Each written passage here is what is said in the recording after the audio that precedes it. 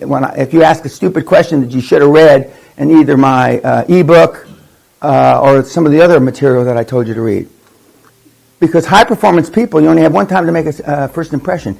And one of the things is Bill Gates used to limit his minutes to 6 minutes a minute. 6 minutes a meeting. If you didn't convince him in 6 minutes, get the fuck out of his office.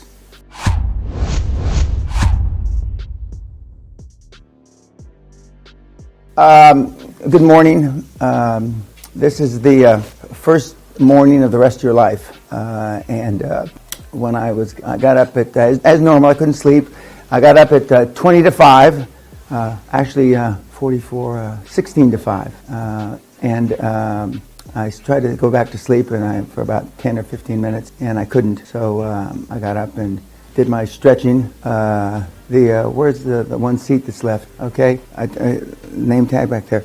The one seat, So I got up and stretched, and the only thing that's really different for me now than when I was your guys' age is I have to stretch. I don't have to stretch, but if I don't stretch, I am one stiff motherfucker by after lunchtime. So I stretch. That's about there, because I have arthritis from all the falls and all the things I did, which we'll discuss some of them during the week, and all the crazy shit that I did, that I got beat up in sports and some other things.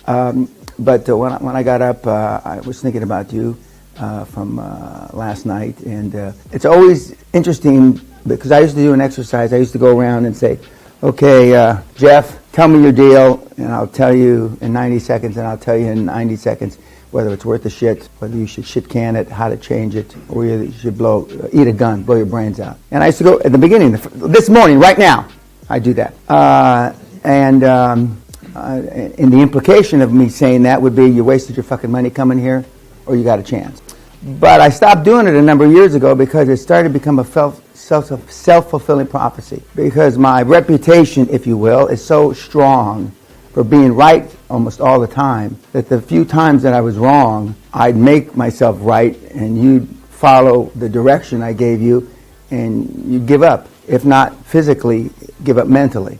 So I don't do that anymore. But when we're in private time and I tell you your deal doesn't fucking work, also, when I did it in the public, you being the public, with your classmates, I was reinforcing what's already fucked you up, peer pressure, worrying about what somebody else thought. So I was defeating my own model. Now, for a few people, it worked like a charm. They actually said, oh, it doesn't work? Shit, can it? Turn the key, fine. What do I do? But those people were so few and far between, it wasn't fair to the rest of you guys. So I don't do that anymore. But it was an interesting exercise. And back in the days when they drank and it was sex, drugs, and rock and roll. Now, I've seen fornication on the snooker table from you guys, which was not a pretty sight. And that fornication, lady and gentleman, was between two men, consenting adults. And I can close my eyes, and unfortunately, I can still see it. I can see it like I brushed my teeth this morning. It was an ugly fucking sight.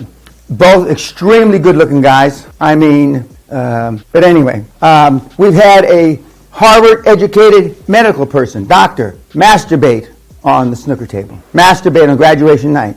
Fortunately, I didn't see that one, but I'm taking a shower, and Anna, our used to be senior housekeeper, knocking on the door. Boss, you gotta go. I get out of the shower, I got a towel around myself. What the fuck's so important? Because I make my entry late to the graduation dinner, which you'll see. And she says, you won't fucking believe it. She says, a guy jacked off on the snooker table. No fucking way! I don't believe it. And he says, you won't believe it? Well, who did it? Doc. We only had one doctor in the group, a Harvard guy. Anyway, he had gotten drunked up, and he was on the snooker table dancing, because we have a jukebox and 60s, 70s, and 80s. It's really quite a great entertainment room up in the tower. And he did that, but nobody wanted to clean it up. And that's the only reason that she told me. Nobody's cleaning it up. I said, oh, yeah, you're cleaning it up, or you're going to be looking for a new fucking job. And then he fell off and broke his leg.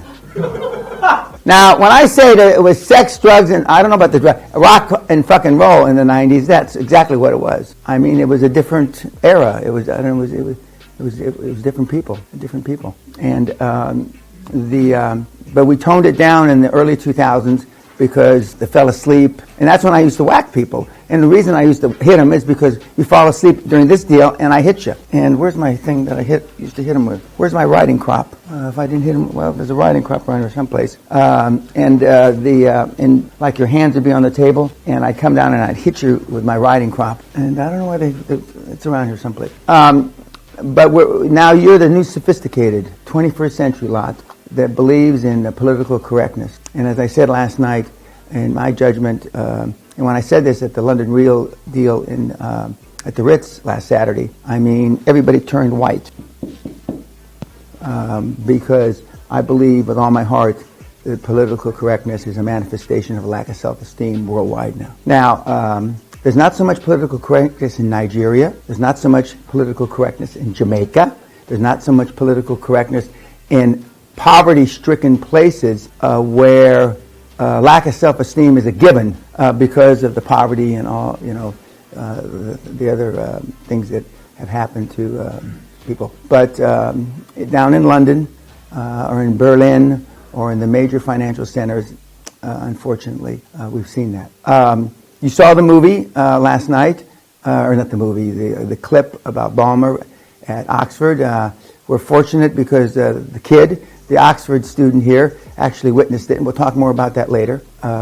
Did anybody go up to the entertainment center and see the sun come up this morning? No. Did anybody go to the entertainment center? Do you know where the entertainment center is? No. We tried, but we just found an empty room. No. Oh no, that is the old snooker, or not snooker, the old squash court. You passed it. You climbed too far. You mean in the tower? Okay. Yeah. There used to be a squash court in that, and I took the squash court out and I revamped it and I put carpet and cleaned it all up, and we were going to turn it into a theater in the round. And this was about 10 years ago. Because I thought it'd be better for you guys to see the movies and the things in the theater in the round. But a couple of people fell on the staircase. Yeah, they fell on the staircase. So that, for insurance purposes, that ended that fucking idea, brilliant idea I had. And one of the things we're going to talk about, last year, I engaged in over 20 fatal mistakes in my business ideas. I had 20 failures last year, 20. Actually, 20, my wife reminded me, 22 to be exact, 22. Because my business failures normally cost a lot of money. It's not I got an idea that I'm going to sell something on the fucking internet and use ClickBank and, those aren't my kind of ideas.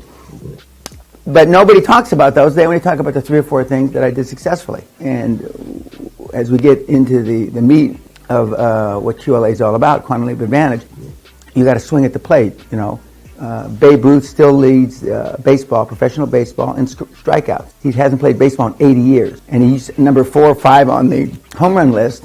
And if you take out all the people that juice themselves up, he's probably 1 or 2 if you take the guys that are drug-induced home runs. But he swung at the plate. And the people that are up in the Hall of Fame behind you, they are continuing to swing at the plate.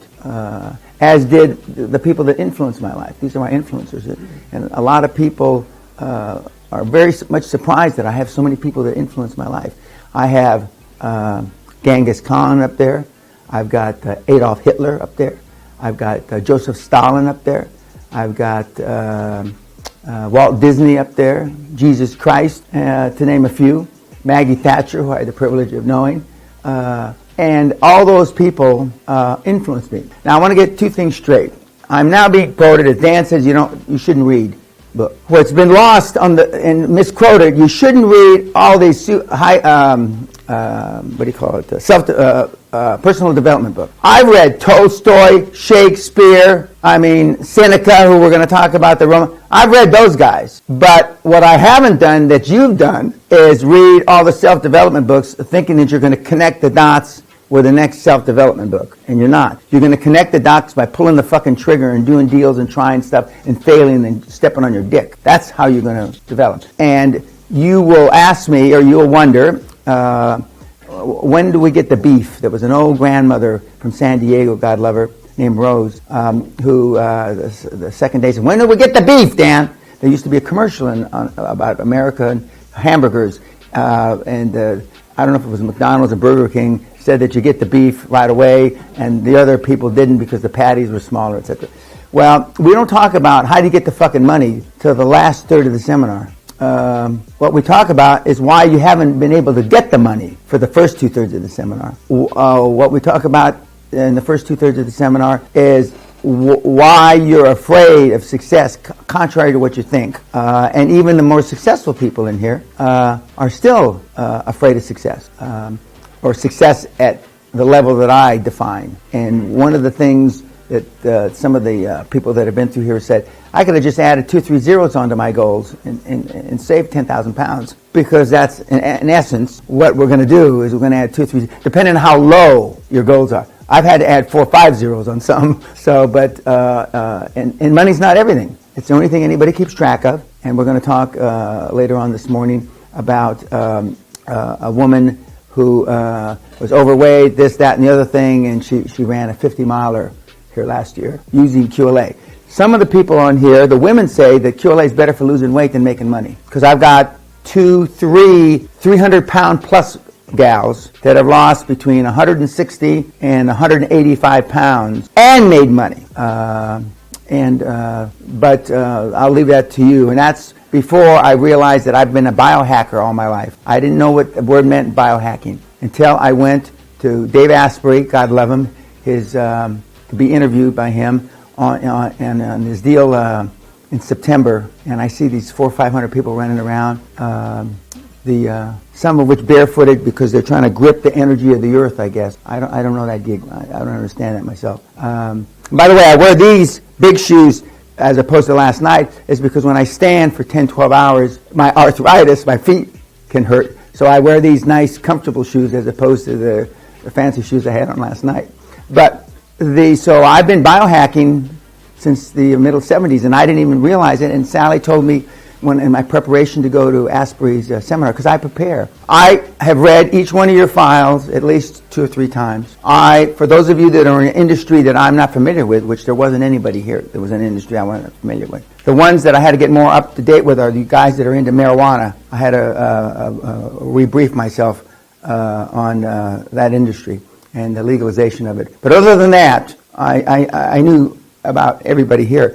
But I do more preparation than virtually all the people that come here. And that's why I tell you to read the stuff I told you to read, and I will chastise you and come down hard on you if you ask a stupid question that you should have read in either my ebook or some of the other material that I told you to read. Because high-performance people, you only have one time to make a first impression. And one of the things is Bill Gates used to limit his minutes to 6 minutes a minute. 6 minutes a meeting. If you didn't convince him in 6 minutes, get the fuck out of his office. 6 minutes. You guys can't even say good morning in 6 minutes. 6 minutes. Now I know other guys, 15 minutes. My meetings are normally half an hour because I'm not dealing with as high performance people as Bill Gates is. And you guys can't tell me scratch your ass and blow your nose in 6 minutes. So I give you half an hour. So are the people that I'm dealing with 6 times more stupid than the people that Bill Gates is dealing with? Maybe. Because essentially, if he's dealing with the very top people, and he's got a lot of real bright people, and he has over the years. Steve, that you listened to for the Oxford talk, is one of them. So it's a mind shift. I hate to use old cliches. It's a paradigm shift. It's a whole different way of thinking. And when you guys say something to me or you present something to me, I look at it differently than you do. Robert, this is his 10th time sitting here, will attest to that. This morning, and we don't say, hi, my name's John, I'm from Toledo. We don't go through all that. What we do go through is, if I think one of you is involved in a business model that is germane to the rest of the audience, when we're covering the slide, I'll bring it up and I'll say, Rose, you're in such and such, or Alex, you're in such and such. Can you relate this to the guys? Okay, YouTubers, we'll talk to you after lunch. Thank you.